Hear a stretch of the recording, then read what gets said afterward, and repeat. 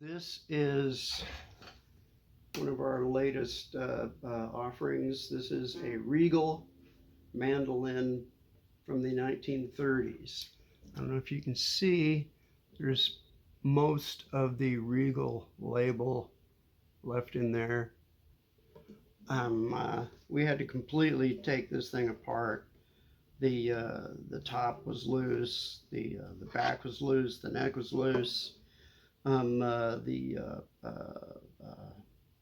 braces on the top were all falling off, so we took her apart, and there's photos and a description in the listing. But so these were really different. The flower here is a factory applied decal. This is the way they came, brand new. And then here, well, this inlay here is also fake. It's a decal. You can see where it's flaked off here a little bit. But there's this kind of burst pattern where the Mando was originally black, and then this is factory stuff. They used a spattery kind of spray gun to do this little burst kind of thing, but it's real speckly. And so this was originally silver, but since the 1930s, this thing's almost 100 years old.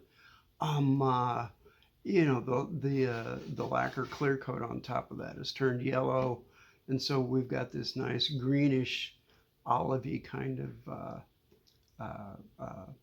burst look to it. For some reason, somebody took the pick guard off a long time ago. You can still see where the screws were.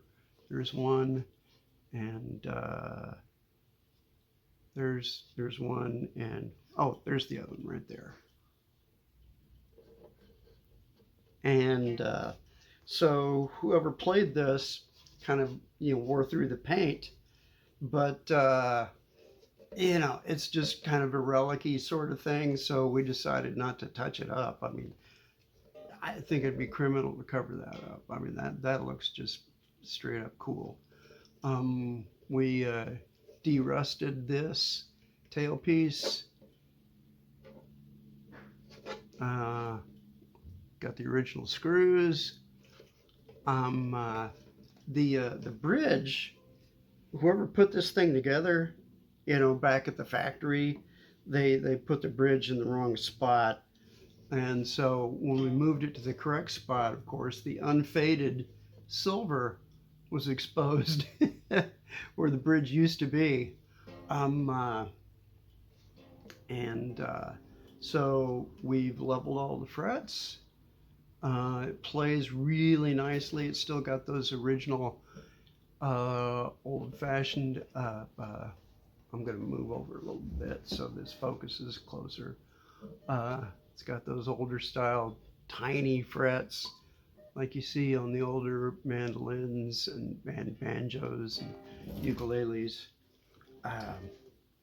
But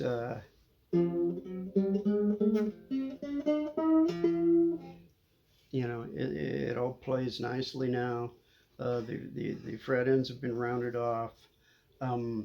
There's one little piece of wear on it right here on the 5th fret.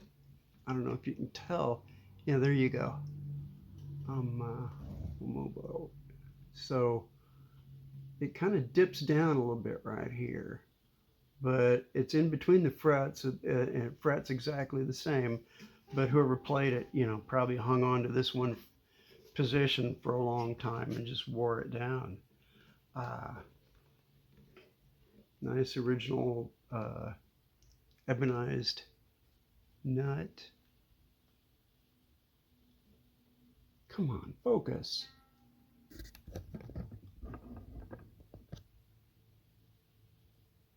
Anyway,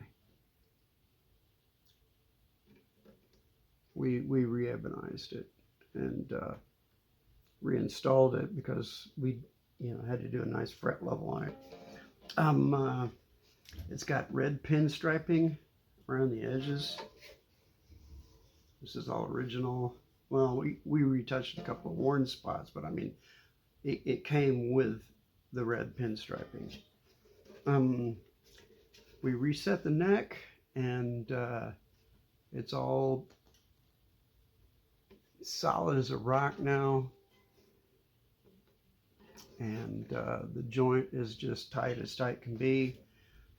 Here you can see there's wear from where the guy hung on at that 5th fret and where he hung on down here for cowboy chords.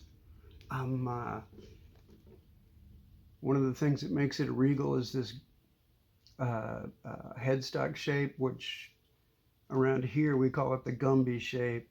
I don't know what everybody else calls it, but that's our favorite.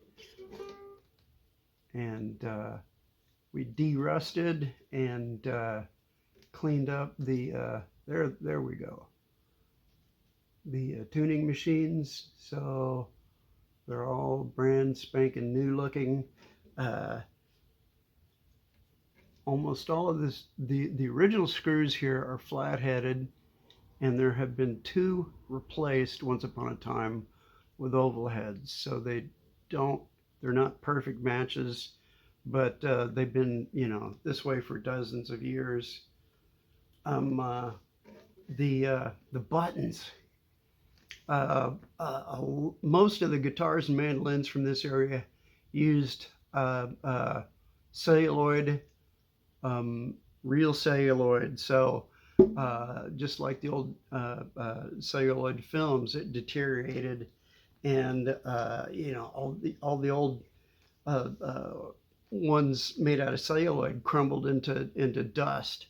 And fortunately, this particular Regal has Bakelite, so these are all the original ones, and they're in great shape. They're beautiful. You can see that nice oval shape here. Yeah, they're beautiful. So just for tone, oh yeah, this was braced like they were expecting to park a truck on it or something. So as long as we had the top off and had the braces off, we shaved the braces down so it's a lot more responsive. We used tap tones to figure out where it was being held back, and so it's pretty consistent across the top, and it puts out a lot more volume than it used to. Anyway, here's your tone. Oh, I should have tuned it first.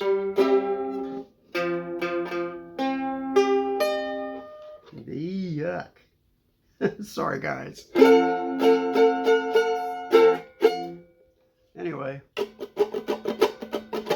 there it is. Hope you like it.